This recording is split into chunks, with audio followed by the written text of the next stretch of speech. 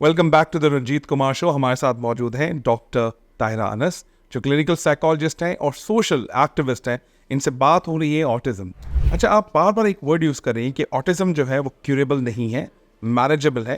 तो लोग जो डिफरेंट निजी इदारों में जा रहे हैं और वहाँ पर अपने बच्चे को 1 घंटा 2 घंटे की थेरेपी करा रहे हैं, तो मैंने ऐसा भी सुना है कि उनकी दवाइयाँ भी होती हैं। हाँ। वो कब ज़रूरत पड़ती है, थेरेपी की कब ज़रूरत पड़ती है, मैनेज कैसे होता है? क्या जैसे आपने ऑलरेडी अब्दुल्ला के बारे में बताया, क्या पहले जो उसके सिम्टम्स थे, अब सिस्टम में कोई सिम्टम्स में कोई कमी आई है? इसके बारे में क्या कहेंगे आप? अच्छा, जैसे आपने कहा ना कि अगर आप थेरेपीज में जा रहे हैं तो वो क्योर हो जाते हैं, मैनेज हो जाता है। इसकी मैं बहुत सादा सी मिसाल दूंगी। जैसे किसी को अगर डायबिटीज़ हो जाए तो वो फिर आपके साथ रहता है, उसके बाद आप अपनी ज़िंदगी को मैनेज कर सकते हैं उस डायबिटीज़ के अकॉर्डिंगली। आपने क्या खाना है, कैसे खाना है, कितनी वॉक करनी है, आप अपनी ज़िंदगी को जितना ज़्यादा उस फ्रेम में मैनेज करते हैं उतना ज़्यादा आप हेल्दी ज़िंदगी गुजारते हैं। ठीक है, उतना ही दवाइयों की कम ज़रूरत पड़ती है। बिल्कुल ऐसे ही ऑटिज्म जो है वो क्योर नहीं हो सकता।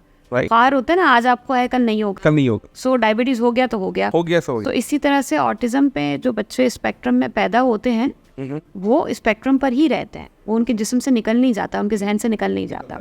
अच्छा, मैनेजेबल कैसे हो जाता है? देखिए, जैसे मैंने कहा कि बहुत सारे बच्चों के सिम्टम्स होते हैं। हैंड फ्लैपिंग हो गई, स्ट्रेचिंग हो गई, अपने आप को मारना हो गया, नेल्स बाइटिंग हो गई, हेयर पुलिंग हो गई।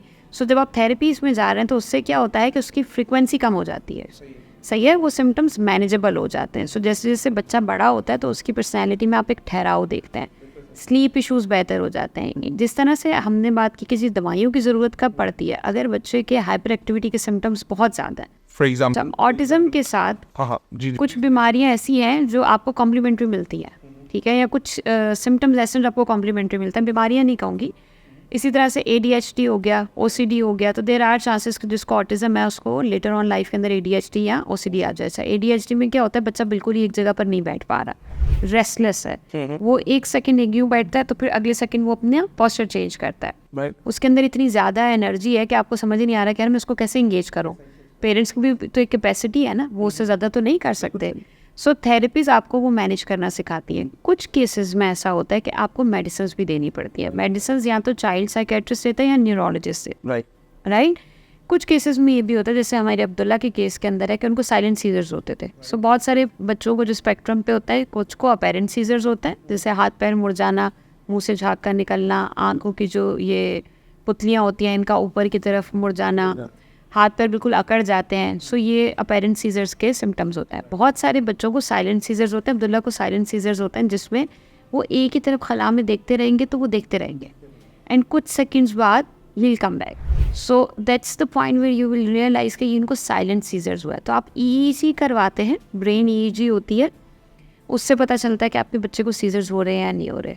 सो जब साइलेंट सीजर्स होते हैं, मुझे तो अब्दुल्ला के केस में नहीं पता चलेगा क्योंकि साइलेंट सीजर्स में दिख तो रहा नहीं है, लेकिन जब से उन्होंने दवाइयाँ लेना शुरू किया, उनका कंप्लायंस टुवर्ड्स ट्रीटमेंट जो है या थेरेपीज जो है वो माशाल्लाह रिमार्केबली बेहतर हो। राइट। तो ये जो बचपन में फॉर एग्जांपल, क्योंकि जिस तरह की बातें हो रही हैं, मैं एग्जैक्टली उस चीज़ से डायरेक्शन में डिफरेंट तरीके से पूछना चाहूँगा। बचपन में हुआ हो, फॉर एग्जांपल एक खातून है, मैं पहले छोटी बच्ची थी, हुआ होगा, उन्होंने नहीं बताया, फिर खातून की शादी होती है, क्या ये ट्रिगर होता है? जैसे कि ट्रॉमा ट्रिगर होता है, एंजाइटी ट्रिगर होता है, डिप्रेशन ट्रिगर होता है, क्या ये ऐसी चीज़ है जो ट्रिगर होती है किसी चीज़ से? एग्जैक्टली मैं एक चीज़ आपके सवाल भी ऐड कर दूं कि हमारे यहाँ चूँकि हर तरह से ही ख़वातीन को दबाया जाता है, एक अलग बहस है। ऑटिज़म में भी एक रेशो जो है वो डायग्नोज ऑटिस्टिक बच्चों का या ऑटिस्टिक एडल्ट्स का वो 4:1 है। सो 4 अगर बच्चे डायग्नोस होते हैं तो एक बच्ची डायग्नोस होती है, क्योंकि अगेन हमने इस स्टिग्मा को हटाया नहीं ना कि हम कैसे जो है वो कबूल कर लें या कैसे इसको इलाज के लिए ले जाए। अच्छा, ये ट्रिगर होता है। जैसे हमने कहा ना, बेसिकली होता क्या है कि अगर बच्चा इमोशनली अपने आप को रेगुलेट नहीं कर पा रहा तो वो हैंड फ्लैपिंग करेगा, राइट। सो जब वो हैंड फ्लैपिंग कर रहा है तो इसका मतलब है कि इस वक्त ये एक्साइटेड है या ये इस वक्त स्ट्रेस में है। सो उसको वो किसी और तरह से बताने नहीं आ रहा, वो आपको आकर नहीं बता पा रहा, वो किसी और तरह से एक्सप्रेस नहीं कर पा रहा, क्योंकि ये बच्चे वर्बल नहीं होते ना, अमूमन वर्बल नहीं होते, और अगर वर्बल होते भी हैं तो फंक्शनल नहीं होता कम्युनिकेशन। तो ये इस तरह की चीज़ों से कर रहे थे। तो इमोशनल रेगुलेशन जो है वो जहाँ पर भी लेटर ऑन एजेस में भी बड़ी हुई ख़वातीन, उनका कोई लॉस हो गया, लेट्स से डिवोर्स हो गई या किसी की डेथ होगी फैमिली में, अब इमोशंस बहुत ज़्यादा हाई हैं, रेगुलेट करना नहीं आ रहा, आपने उस वक्त नहीं, आपके पास कोई टूल किट नहीं है, कोई बैकअप प्लान नहीं है, तो देयर आर चांसेस कि वो दोबारा ट्रिगर होगा, because it's always there. Always there. क्या ये बच्चे आज के बच्चे हैं, कल ये बड़े होंगे? आपको लगता है कि ये शादी वाला जो प्रोसेस है या जो माँ बाप हैं इनकी आने वाले वक्तों में शादियाँ करवाएंगे या उनको एक नई जिंदगी देंगे? आपके क्या कहना है इसके बारे में? पता है, मेरे पास एक वालिद साहब आए और वो ऐसे घबराए आए थे। वो कपल था बड़ा यंग सा, और वो बड़े घबराए आए, तो उन्होंने बताया कि जी इनको ऑटिज्म है। तो उनके अब्बा का पहला सवाल ये था कि इसकी शादी हो जाएगी, इसके बच्चे हो जाएंगे?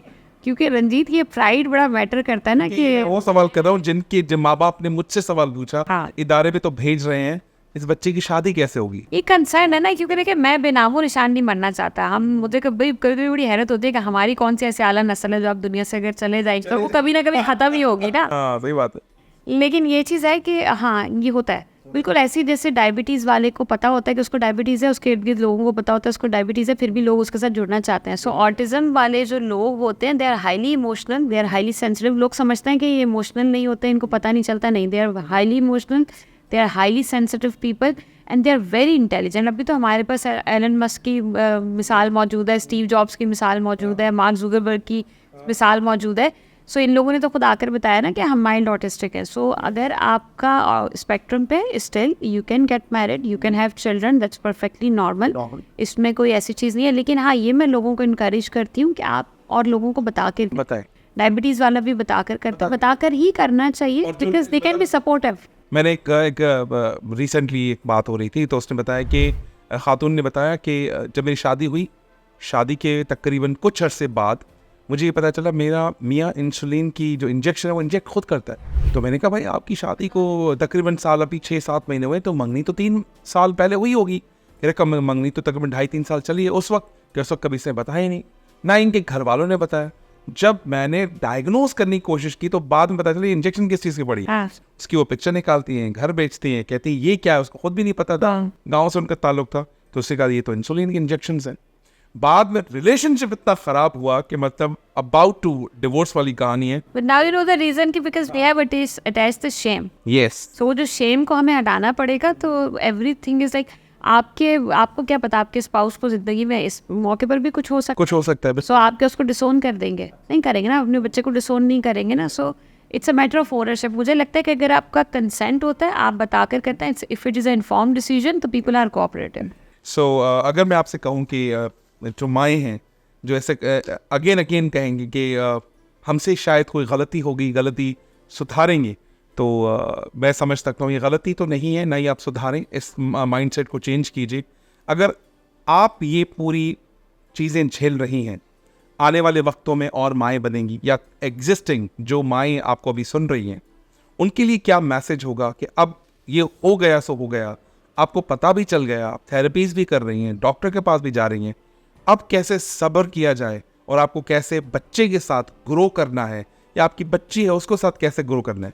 अच्छा, मैं जिन माओं से मिलता हूँ जिनका बेटा है उनको इतना फर्क नहीं पड़ रहा, बेटी का तो वो रो रहे हैं, तो आगे क्या करना है? तो आपका क्या मैसेज होगा इस पूरे क्वेश्चन के हवाले से? मैं ये नहीं कहूँगी कि ये तकलीफ से मरहला नहीं है, क्योंकि होता ही है कि हमने ना एक बच्चे का ख्वाब देखा होता है, हमें पता चलता है 2, 2.5, 3 साल 4 साल की उम्र में कि ये वो बच्चा नहीं है जिसका मैंने ख्वाब देखा था, ये तो मुख्तलिफ बच्चा है। अब बच्चे ने बड़ा भी होना था, लड़के का तो ये भी ना बड़ा होना था, कमाना था, जिम्मेदारी उठानी थी, बेटी ने अगले घर जाना था, सारे ख्वाब चकनाचूर हो जाते हैं। लेकिन मुझे लगता है कि जब हमें बच्चे का डायग्नोसिस मिलता है ना, हम दोबारा से ज़िंदगी प्लान करते हैं। मुझसे अगर आप पूछोगे रंजीत, तो it's a very personal information, लेकिन मैंने अब्दुल्ला के डायग्नोसिस के बाद 24 घंटे मेरे और मेरे हस्बैंड के भी, हमने अब्दुल्ला के हिसाब से प्लान किया है।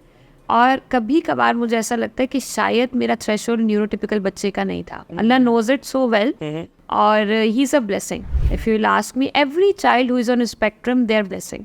आई विल नॉट से कि बाकी बच्चे से कम बच्चे नहीं, दे ऑल आर ब्लेसिंग। और उसका डायग्नोसिस आपको कम बच्चा नहीं बना देता, मतलब they are not less of a human being. आपका बच्चा तो वो फिर भी है। सो आपकी जो मोहब्बत है उसके ऊपर कोई असर नहीं आना चाहिए। लेकिन एक बहुत इंपॉर्टेंट फैक्टर है जो मैं खुद भी कभी कभी इग्नोर कर देती हूँ, वो ये है कि हमें अपना ख्याल रखना है।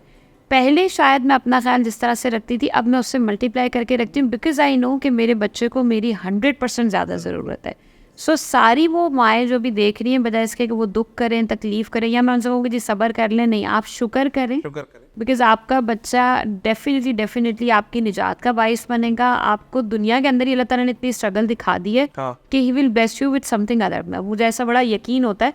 लेकिन मीन वाइल आप अपना ज़रूर ख्याल रखें, बिकॉज आपका बच्चा मतलब they only have you to count on. Yes, absolutely yes. और मैं समझता हूँ कि ऑटिज्म जो है वो एक स्टिग्मा नहीं है, ऑटिज्म एक रियलिटी है, उसे एक्सेप्ट करने चाहिए। लेकिन हम आपसे रिक्वेस्ट ये करते हैं कि ऑटिज्म हो गई है, उसको एक चैलेंज लेकर एक्सेप्ट करें कि बच्चा अगर नॉर्मल होता उसके डिफरेंट चैलेंजेस थे, अब बच्चा ऑटिस्टिक है उसके डिफरेंट चैलेंजेस हैं, और मैं ये समझता हूँ उसके लिए आप ही एक दुनिया है।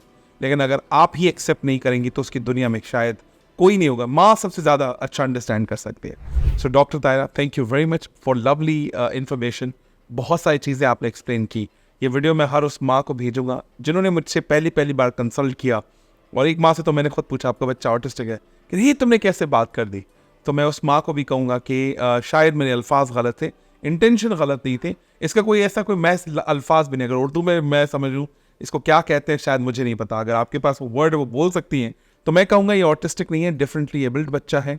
एक्सेप्ट करें, और जितनी कोशिशें काविशें आपके पास रिसोर्सेज हैं और मैनेज करें इस बच्चे के हवाले से, बिकॉज कल जब ये बड़ा होगा और जो आपने कोशिशें काविशें की हैं, जो नॉर्मल बच्चा आपको रिटर्न करता है, ये बच्चा भी आपको return. Absolutely, thank you very much for lovely session. इंशाल्लाह हम आपको मजीद टॉपिक्स बताएंगे, आप टॉपिक्स निकालें और आपको कहेंगे कि इस प्लेटफॉर्म पे आके लोगों की मदद।